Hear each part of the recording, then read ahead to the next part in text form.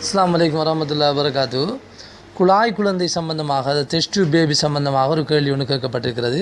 அதாவது test tube baby என்று சொல்கிற போது ஒரு தம்பதியினருக்கு, அதாவது கணவனுக்கு மனைவிக்கும் குழந்தை பாக்கியம் இல்லாத போது கணவனுடைய விந்தணுக்களை ஏதாவது அதாவது ஒரு வாடகை தாயை அமர்த்தி அதன் மூலம் ஒரு குழந்தையை பெறுவது முதலாவது முறை.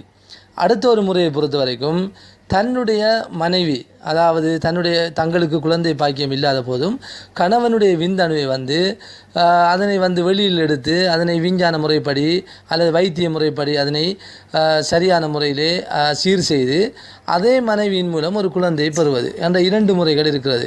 இதில் தனது மனைவியின் மூலம் குழந்தை பெறுவதை பொறுத்த வரைக்கும் அதில் மார்க்கத்தில் எந்த ஒரு தடையும் கிடையாது. ஏனென்றால் பிறக்கின்ற குழந்தையை பொறுத்த வரைக்கும் அது தங்களுடைய குழந்தையாக இருக்கும். அதில் எந்த விதமான பிரச்சனைகளும் பிற்காலத்தில் இருக்காதுங்கிற அமைப்பில் தங்களுடைய உரிமமாக அது இருக்கும் என்பதனால் அதை ஏற்றுக்கொள்ளக்கூடிய ஒன்றாக இருக்கிறது.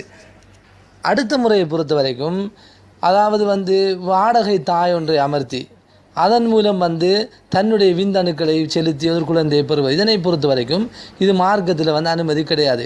இது எப்படி என்றால், இப்போ நீங்கள் கேட்ட கேள்வி மூலம், அதாவது என்னென்னு சொன்னால் 2 மனைவிகள் ஒருவருக்கு இருந்து ஒரு மனைவிக்கு ஒரு பிரச்சனையாக, குழந்தை பெறுவதற்கின்ற பிரச்சனையாக இருக்கிற போது அவருடைய கருமுட்டையை எடுத்து மற்ற மனைவிக்கு கொடுத்து அதே ஒரே கணவனிடமிருந்து அந்த குழந்தையை பெறுகின்ற முறையை பொறுத்த வரைக்கும் 2ம் ஒரே சமனாகத்தான் கருதப்படுகிறது. ஏனென்றால் ஒரு குழந்தையை பொறுத்த வரைக்கும் ஒரு தாயிடமிருந்தும் ஒரு தந்தையிடமிருந்தான் பிறக்க வேண்டும். ஏனென்றால் இஸ்லாம் அதை தடை செய்கிறது. அது அல்லாத முறைமைகளை இஸ்லாம் தடை செய்கிறது. அதில் சமூகவியல் காரணிகள் அதில் நிறையவே இருக்கிறது. அப்போ ரசூல் ஸல்லல்லாஹு அலைஹி வஸல்லம் அவருடைய காலத்தில் சம்பந்தமாக வருகிற போது நபி ஸல்லல்லாஹு அலைஹி வஸல்லம் அவர்கள் உதாரணமாக ஸைத் ரலியல்லாஹு அன்ஹு அவர்கள் எடுத்து வளர்க்கிறார்கள். அப்போ ஸைத் ரலியல்லாஹு அன்ஹு அவர்கள் எடுத்து வளர்க்கிற போது அவருக்கு பேர் வைத்தார்கள் ஸைத் இப்னு முஹம்மது என்று, முஹம்மதுடைய மகன் ஸைத். ஆனால் ஸைத் என்பவர் முஹம்மது நபிக்கு பிறக்கவில்லை. அப்போ அல்லாஹு தஆலா சொன்னான், நீங்கள் ஸைதுக்கு தந்தையாக உங்களுடைய பேரை சூட்ட வேண்டாம், மாற்றிக்கொள்ளுங்கள் என்று அல்லாஹ் கட்டளையிட்டதுக்கு பின்னால் ரசூல் ஸல்லல்லாஹு அலைஹி வஸல்லம் அவர்கள் ஸைத் இப்னு முஹம்மது என்பதை மாற்றிக்கொள்கிறார்கள். அதே போன்று ஒரு ஹசன் தரத்தில் இருக்கக்கூடிய ஒரு ஹதீஸில் ரசூல் ஸல்லல்லாஹு அலைஹி வஸல்லம் அவர்கள் சொல்கிறார்கள், நீங்கள் உங்களுடைய தந்தையினுடைய பெயர்களை கொண்டு, அதாவது ஒரு குழந்தை மறுமையில் தந்தையினுடைய பெயர்களை கொண்டு அழைக்கப்படுவார்கள். இது நபி அஸ்மாயி ஆபாயும் ஃபாஹ்சினு அஸ்மாவுக்கும், உங்களுடைய பெயர்களை நீங்கள் அழகாக வைத்து கொள்ளுங்கள் என்று சொல்லக்கூடிய ஒரு செய்தி பதிவு செய்யப்பட்டிருக்கிறத பார்க்குறோம்.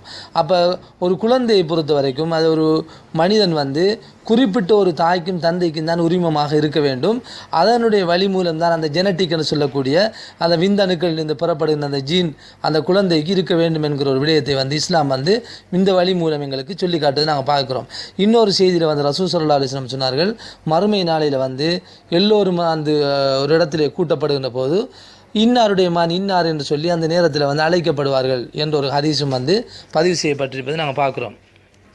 அப்போ எனவே பல்வேறுபட்ட சமூகவியல் மார்க்க ரீதியாக பல்வேறுபட்ட பிரச்சனைகள் ஒரு முறைகேடான முறையில் ஒரு குழந்தை பிறந்தால் அது அழைக்கப்படுவதற்கும் அது உரிமம் கோரப்படுவதற்குமான பிரச்சனைகள் இருப்பதை பார்க்கிறோம். அப்போ இந்த அடிப்படையில் ஒரே ஒரு முறை தான் இதில் அனுமதிக்கப்பட்டிருக்கிறது. அதாவது குழந்தை பாக்கியம் இல்லாவிட்டால் தன்னுடைய விந்தணுக்களை எடுத்து அந்த விந்தணுக்களை சரி செய்து விஞ்ஞான முறைப்படி அல்லது வைத்திய முறைப்படி சரி செய்து தன்னுடைய மனைவியின் மூலம் அதை செலுத்தி பெறக்கூடிய ஒரே ஒரு டெஸ்ட் பேபி முறையை தான் இந்த உலக இஸ்லாமிய அறிஞர்களை ஏற்றுக்கொண்டிருக்கிறார்கள். மற்றவைகள் எல்லாம் இஸ்லாமிய ஷரியத்திற்கு முரணாக இருக்கிறது என்பதை நாங்கள் தெளிவாக புரிந்து கொள்ள வேண்டும்.